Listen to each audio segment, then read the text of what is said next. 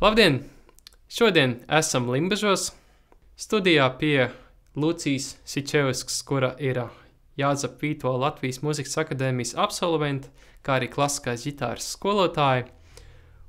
Un ir arī brīnišķīgs mūzikas autora, kā arī piedalīsies vairāku Latvijas mūziķu ierakstu sesijās.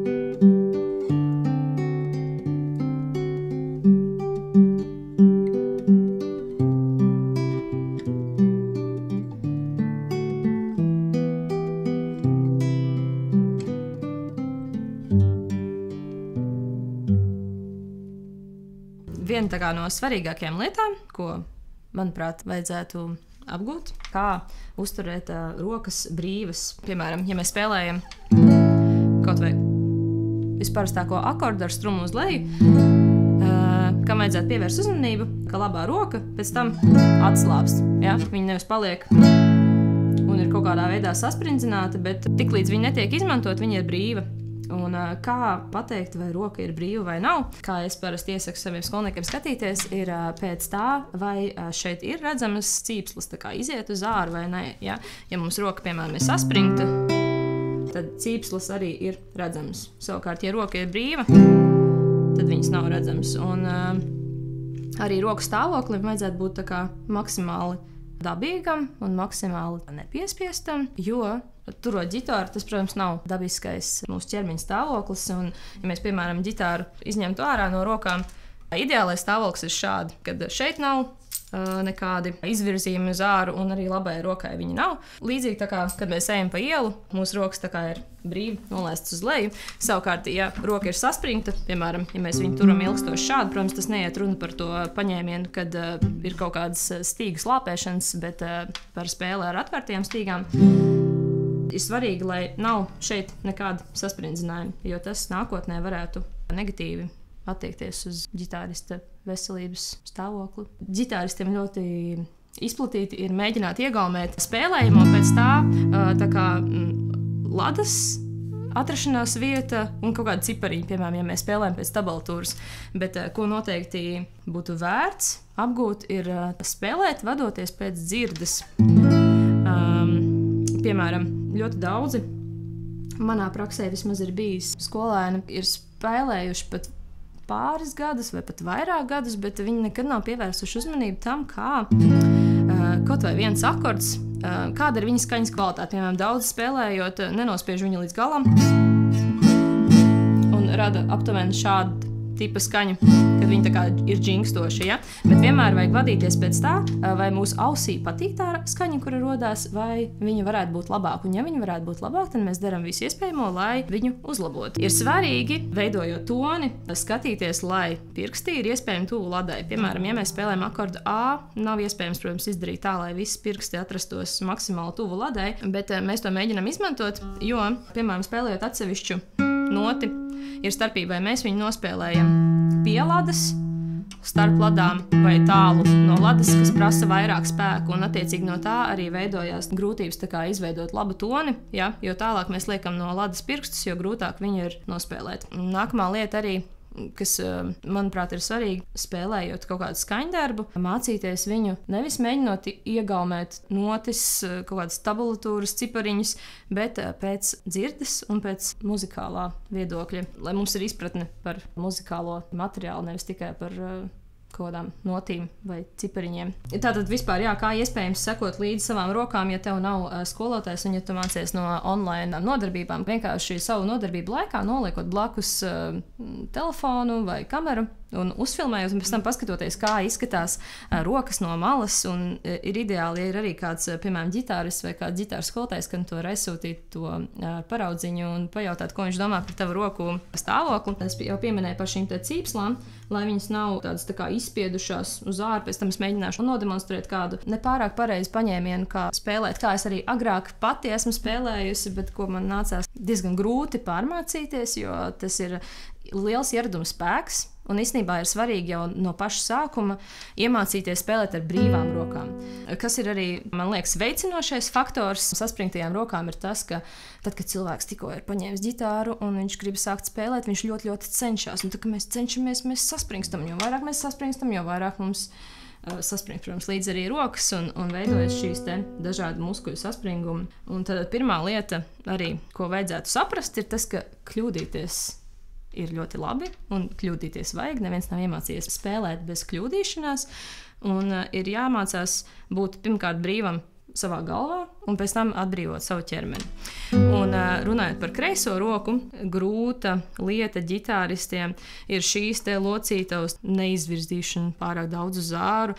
Protams, tas nav iespējams tad, kad mums rodas kaut kādi sarežģītāki fragmenti, kad ir jāspēlē par akordus un citas lietas, kur vienkārši nav iespējams izdarīt kustību bez locītavas izvirzīšanas uz āru, bet, ja tas ir iespējams, tad mēs vienmēr turam roku maksimāli dabīgā stāvoklī. Dabīgs stāvoklis ir šāds te, ja, piemēram, šīs te pašas pirmās taktis. Tātad šo te vietu mēģinam turēt maksimāli dabīgi, lai viņa ir taisna, lai nav izvirzīta pārāk daudz uz āru. Tas ir par kreiso roku. Tīri no psiholoģiskā viedokļa, jā, kā jau es minēju, vismaz mans pasniedzējs, ko man mācīja un kas man ļoti palīdzēja, bija iemācīties spēlēt tā, it kā tev ir pilnīgi vienalga. Un tad, kad mums ir vienalga, tikai tad mēs iegūstam īsto brīvību vispār spēlēt. Es minēju par to, ka es parādīšu tā kā kādas ir rokas piemērs, kā es pati kādreiz spēlēju, kas nav brīvs stāvoklis, kuru mēs arī dažkārt izmantosim. Piemēram, ja mums ir jāspēlē ar mediātoru vai ja mums ir jānoslāpē šīs stīgas, tad mums ir jāpieliek roka šeit, un tas stāvoklis vairs nav tik dabīgs, bet tas viss ir jāmāk kontrolēt. Tik līdz ir iespējams, rokas ir jāatbrīvo. Un tas ir, tam ir jābūt pamatam. Tātad, piemēram, kā nevajadzētu spēlēt, un kas arī ietekmē ļoti attiecīgi skaņas kvalitāti un toni, ir, piemēram, šāds te variants. Ja mēs paklausāmies, tā skaņa uzreiz rodas tāda plakana. Jo rokai nav vairāk arī smaguma, ar ko uz stīgām uzspiest. Viņi spēlē ar to, ka stīgas tā kā parājās uz augšu, ja? Un rodās ne tikai saspringta roka, bet arī sliktas kvalitātes tonis. Un pareizi būtu tātad mēs par labo roku runājot. Ja? No šāda te rokas stāvokļa, kad mums kur ir redzams, ka te kaut kas izspiežās, ja kaut kādi kauliņi vai cīpsliņas un pirkstiņi ir tā kā salipuši kopā, mēs viņus atbrīvojam un virzot rokas svaru uz ģitāras korpusu, mēs veidojam skaņu. Skolnieki vēl dara tā, ka viņi saka, bet skolotāji nekas neskan. Jā, ja mēs vienkārši iespiežam uz iekšu un atlaižam vaļā, protams, skaņa nerodās. Tas ir grūti izskaidrojums, vieglāk ir to saprast vadoties pēc skaņas, jā? Vai skaņa ir patīkama, vai viņa ir kaut kā šāda griezīga. Un tad es parasti saku, ka ir vienkārši jānosēd tāds magic moment. Viņš nenotiek uzreiz, viņš nāk ar laiku. Vispār toņa veidošana ir ļoti laikietilpīgs process. Ja? Tātad no šādas saspringtas rokas mēs viņu mēģinām atslābināt. Šeit ievērojam atstatumu un spēlējam jau izmantojot rokas svaru. Kas nepadodās uzreiz, bet ar laiku ir iespējams viņu iemācīties.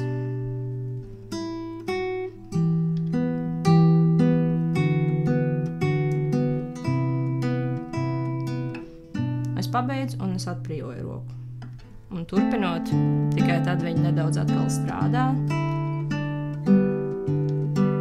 Tas pats ir arī kreisajai rokai, ja? Piemēram, šī vietā, kamēr es spēlēju brīvās stīgas, kreisā roka ir atbrīvota. Viņa nestāv nekā sasprindzināta.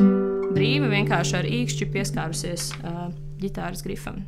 Turpinot tēmu par brīviem rokām, svarīgi pieminēt arī to, lai ģitārista ķermenis būtu brīvs. Ģitāras turēšana Un spēlēšana tas nav dabīgs process. Neviens nepiedzima ar ģitāru rokās, tāpēc ir jāmācās maksimāli to tā kā vienkāršot no fizioloģiskā viedokļa. Un kas ģitāristam tā kā ir salīdzinoši, varbūt sākumā grūti novērot, ir tā kā kopējais ķermeņa saspringums vai ķermenis ir brīvs. Svarīga lieta, kā arī sevi iemācīt atbrīvot ķermeni, ja gadījumā ir tas ieradums viņu visu laiku saspringzināt no tā, ka gribās visu laiku nospēlēt labāk, ir jāskatās līdzi, lai šie te žokļu muskuļi spēles laikā ir brīvi. Ja mēs varam spēlēt ar atbrīvotiem žokļu muskuļiem, tad visticamāk arī mūsu ķermenis būs brīvs. Es droši vien, ka nedemonstrēšu jocīgās sejas izteiksmes, bet to katrs pats var nofilmēt un piefiksēt. Ja? Jāstrādā pie tā, lai ķermenis ir brīvs, un tātad pirmā lieta, ko mēs pievēršam uzmanību, ir žoklis. Ja? Lai mēs spēlējot, tas būtu tā kā vingrinājums.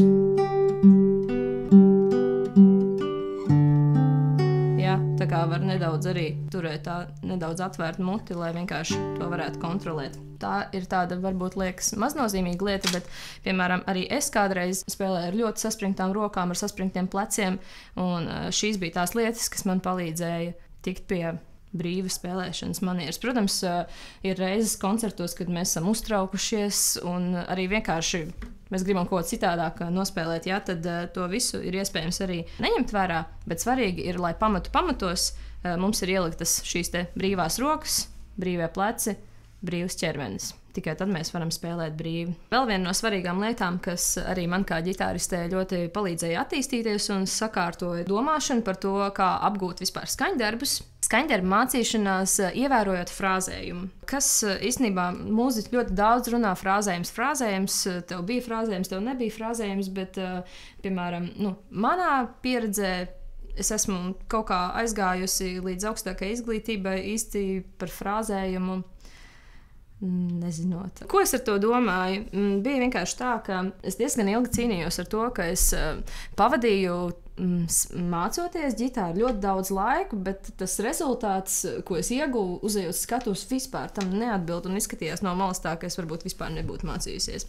Un viena no manām vislielākajām kļūdām bija tā, ka es vienmēr sāku skaņdarbu mācīties no sākuma. Ne jau tā, ka tu paņem jaunu skaņdarbu un viņu tagad jāsaka no beigām mācīties, to es negribu pateikt, bet nedrīkst būt tā, ka katru savu mēģinājumu sesiju tu sāc no skaņdarbu sākuma, jo rezultāts ir tāds, ka koncentrēšanās spējas vislielākās ir tieši treniņa sākumā. Un ja mēs visu laiku to veltam sākumam, protams, ka sākums būs labs, bet vidus un beigas parasti šādā tehnikā mācoties nē. Viena no svarīgajām lietām, ko vajadzētu darīt, ir arī, ja mēs mācāmies tādu lielāku apjomu skaņdarbu, viņu sadalīt pa daļām, pa frāzēm, pa teikumiem, un mācīties viņu tādos posmos, ja? Nevis visu laiku no sākuma, bet pa posmiem.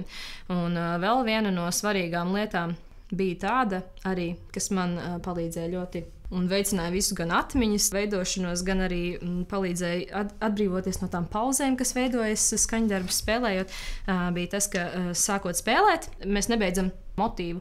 Nevis tur, kur beidzas takts, bet nākamās takts sākumā. Piemēram, ņemot par piemēru šo te pašu vienkāršo karuli Andantino skaņdarbu, prasa nospēlēt pirmo taktu, mēs spēlējam šādi.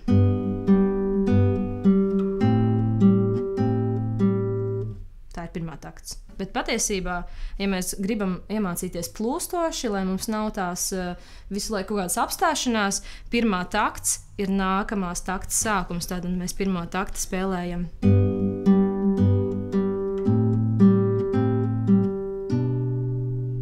Tad tas ir pirmais motīvs. Otrais motīvs ir, protams, otrā takts, kur mēs atkal spēlējam no otrās takts sākuma līdz trešās takts pirmajai notī. Tas būtu.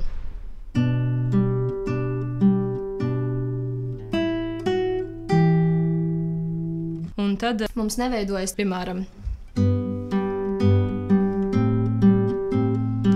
bērniem parasti ir tā, tad viņš kaut ko domā. Ja? Un tas skaņdarbs beigās ir tādā,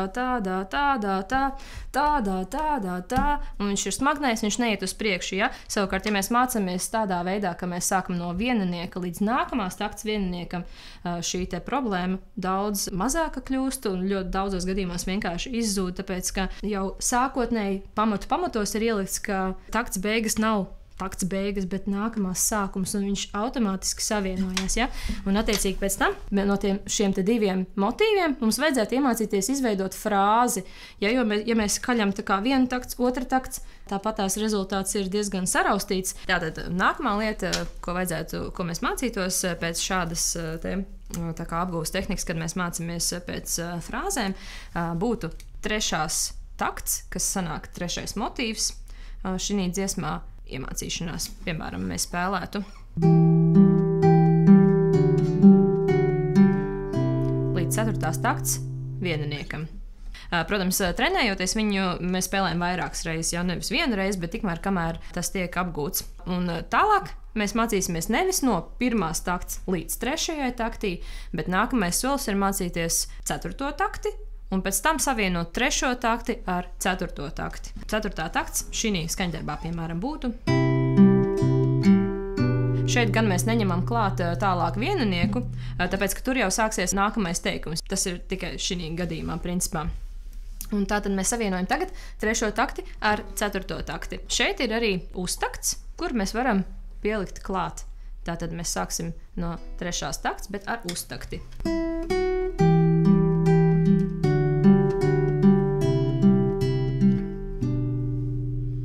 Tagad, kad mēs esam iemācījušies gan pirmo frāzi, kas ir 1. 2. takts, gan otro, kas ir 3. 4. takts, mēs tagad ejam tālāk nevis uz 5. takti, bet mēs mācāmies šīs abas divas frāzes savienot vienā teikumā. Tātad mēs sāksim no 1. takts.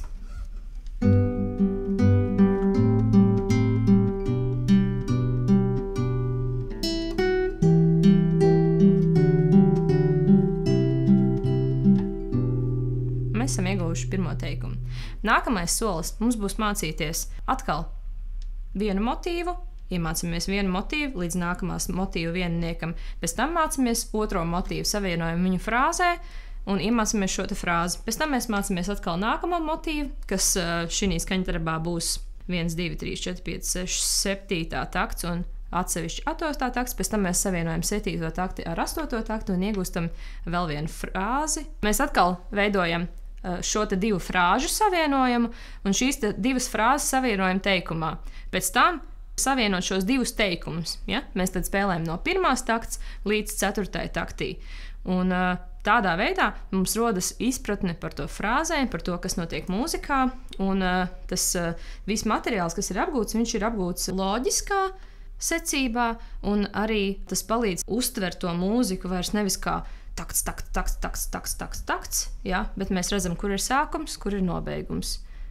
Un viņai rodas arī kustība.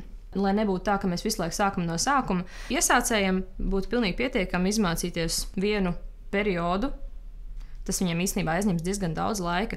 Nākamajā sesijā, kad mēs mācāmies, mēs vairs nemācāmies no sākuma, mēs tagad ņemam nākamo periodu. Mēs mācīsimies no šīs skaņdarba otrās daļas, kur mēs varēsim redzēt arī tajās notiņās. Ja? Un arī motīvs, izveidojam frāzi, nākamais motīvs plus motīvs, frāzi, pēc tam savienojam frāzi ar frāzi, veidojam teikumu un tā tālāk. Liels ieguvums arī mācoties skaņdarbus, ņemot vērā frāzes, ir arī tas, ka tātad pirmkārt galvā rodas kārtība, un ja nu gadījumā izejot uz skatuves gadās kaut ko aizmirst, tad mēs varam atgriezties uz kādu no tās frāzes, no teikuma vai no perioda sākuma. Ja? Mums nav jāatsāk vēlreiz viss skaņdarbs, lai varētu atcerēties, kas bija tajā vietā, kur, piemēram, tika sajaukt un kur nācās apstāties, ja ir bijuši tādi apstākļi. Ja? Mums ir skaidrība, mēs varam iesākt no tās vietiņas, kur radās tā kļūda. Spēlējot un trenējoties ģitāru, kā lai zinu, kurā brīdī apstāties? Vai mums ir jāspēlē tā kā jo vairāk, jo labāk, jo vairāk spēlēšu, jo labāks ģitārists es būšu? Izrādās, ka tas tā nav vienmēr. Un ir tāda ļoti laba grafika, kas palīdz izprast daudzumu, ko mums vajadzētu veltīt mācībām. Vislabāk ir mācīties nevis, piemēram, 5 stundas no vietas dienā, bet sadalīt, ja, piemēram, dienā ir kaut vai 2 stundas laika, ja mēs viņus sadalām, piemēram, 3 etapos no rīta, pusdienas laikā, vakarā. Tas ir ideālā gadījumā, bet, reti kuram ģitāristam ir iespēja spēlēt no rīta, pusdienas laikā un vakarā. Bet, tātad sadalām viņus īsākās daļās. Un, jebkurā treniņa sesijā, ja mēs, piemēram, kaut vai trenējamies to vienu motīvu vai vienu frāzi, jāprot pareizajā brīdī apstāties. Apstāties nevis tad, kad jau sāk jukt, bet apstāties ar to tā kā uzvaras garšu, un kad tu jūti, ka man sanāca, un viss. Un tad ir jāmāk apstāties, jo kas notiek? Tātad, piemēram, ir šāda te grafika, kas ļoti labi šo tā kā fenomenu, nezinu, kā lai saka, izskaidro. Tātad efektivitāte, tas ir tas, cik daudz mēs iegūsim no mūsu treniņu sesijas, efektivitātes un atkārtojumu skaitu līkne. Atkārtojumi. Ir tāda sakarība. Ja šeit ir tā kā 0 atkārtojumi, un šeit pieņemsim tādam parastam iesācējam vienu motīvu, droši vien, ka vairāk par kādām, 15 reizēm, varbūt arī nevajadzētu spēlēt. Nu, labi, šeit ieraksim 30, lai mēs varētu labāk parādīt šo te līkni. Ieliksim šeit, piemēram, 30 atkārtojumu reizes. Tātad, kas notiek mūsu tā kā treniņu sesijās? Tātad ir brīdis, kad mēs, piemēram, paņemam to frāzīti, mēs domājam, nospēlēsim viņu. Ok, man sanāca. Nākamais solis ir tātad viņu atkārtot. Mēs atkal atkārtojam, mums sanāk arvien labāk, mēs atkārtojam vēl, mums sanāk arvien labāk, līdz mēs sasniedzam tātad to maksimālo punktu, kur mums ir ritīgi labi sanācis, mums nav pieļautas kļūdas, skan lieliski, un ko mēs darām? Cik bija forši, es gribu atkārtot. Un tad, vai viena kļūdiņa. Nu, nekas, es atkārtošu vēlreiz, izlabošu to kļūdiņu. Sanāca 2 kļūdiņas, nu nekas, 3. reizi man izdosies, spēlēšu vēl tālāk. Un varbūt, ja tu jau esi spēlējis ģitāru kādu laiku, tu esi pamanījis, ka pienāk tāds brīdis, kad tu spēlē to frāzi, kuru tikko izklausījās lieliski, un viņa sanāk arvien sliktāk. Jo, kas notiek? Mūsu smadzenes ir ļoti gudras, un viņas negrib atkārtot vienu to pašu uzdevumu nevajadzīgi daudz reižu, un beigās mēs nonākam pie kā. Piemēram, mēs esam nospēlējuši 30 reizes to vienu frāzi, cerībā, ka viņa kļūs arvien labāka, jo tā kā ir vēl tāds teiciens practice makes perfect, un kur mēs nonākam? Turpat, kur mēs bijām 2. reizē. Arī tas rezultāts, kāpēc ir tā, ka cilvēks saka, es mājās trenējos 3 stundas katru dienu. Un es aizēju skatos, un tas izklausās tā kā, nav 3 stundas, ja? Jo netiek ņemta vērā šī te efektivitātes līkne. Tā tad ir jāmāk apstāties tajā brīdī, kad mums sanāca, kad smadzenes nav nogurušas, kad viņas ir priecīgas, ir tā uzvaras garša, un tad mēs apstājamies. Un tas ir jādara katru reizi pie katra mazā uzdevuma, ko mēs pildam mācoties.